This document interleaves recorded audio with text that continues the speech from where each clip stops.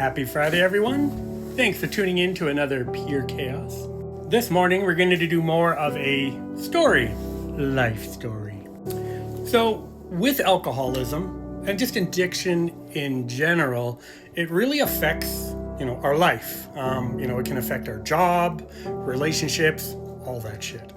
So, this is a story of one of those times that alcohol affected my job. I was probably mid-20s at the time, and I'd kind of transitioned from DJing clubs because I was trying to get out of that environment because, it was just party. And I was living in Edmonton at the time, and so I had taken a gig where I was going to be doing mobile DJing for parties, weddings, etc. Anywho, I get this job with this company. I'm very excited. They supply all the equipment. Even though I had all my own mobile stuff, I figured, if I don't have to use my own shit, all the better. So I get the job and I have my first gig. He tells me a week in advance, okay, you're going to be doing this. It was a university party for kind of like a grad party for the University of U of A, I believe, in Edmonton. Anyways, one of those big universities. It was going to be on White Ave at this pub. I was like, oh, this is going to be fun. This is going to be great. It was on a Saturday. So I was like, perfect. I got a week. What could go wrong? So Friday, the night before I had the gig, decided, I was just going to have a drink, just to let loose on a Friday. Now, prior to me having that drink, I knew that Saturday morning I was going to be busy as fuck because I'd have to go pick up all the equipment, go to the pub, set it all up, and kind of be ready for, I think it was like 3 or 4 o'clock, right? That I would start people start trickling in. So 4 o'clock, I had to have everything set up and ready. So let's say a 10 a.m. start. So I'm like, yeah, I can do this. So Friday night, that one drink, of course, turns to 2, turns to 3. And I don't quite remember exactly, but I ended up going out somewhere to, figured, hey, I'm not going to drink by myself. If I go to a bar, and at that time, Blues on White was kind of like my little go-to because it was a casual atmosphere. So let's fast forward past Friday because I think we all know what the fuck happened with that night.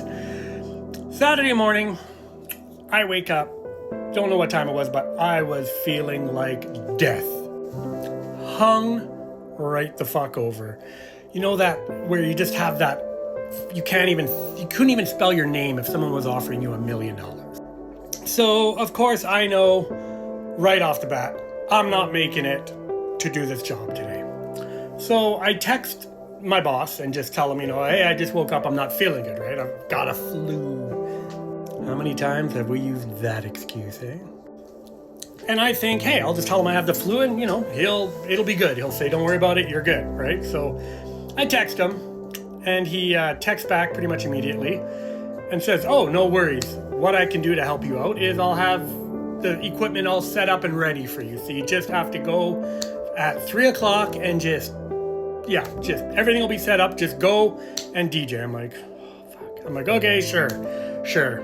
That'll work. So I'm like, okay, sure, I'll see how I feel. Well, by this point, I'm getting those cold chills. I'm like, I got the shake going on a bit. I'm like, fuck, okay, well, like I always do when I go and party, I always make sure I buy some liquor for in the fridge for the next day. So I figured, hey, I'll just have one, kind of hair of the dog, take the edge off. And I'm like, okay, if I have 1 or 2, I have 5-6 hours till I have to go, I'll be fine. Needless to say, I ended up kind of having a few drinks and I felt right back to the drunkenness. It just took me right back to probably that 20th drink. So at this point, I know that I'm not fucking making it at all. So I text my boss again and I'm like, hey, you know what? I'm still not feeling that great, so I don't think I'm going to be able to make it. Well, he messages back and says, you are going to make it. Everything's going to be set up for you. So be there at 3.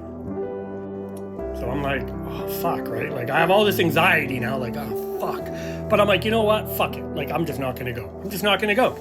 So where I lived in Edmonton at the time was in this condo complex, main floor.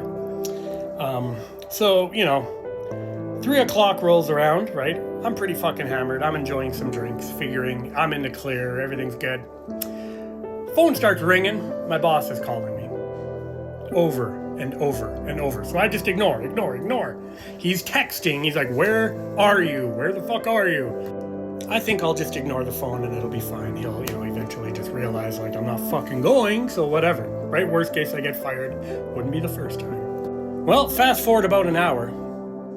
I'm sitting in my living room.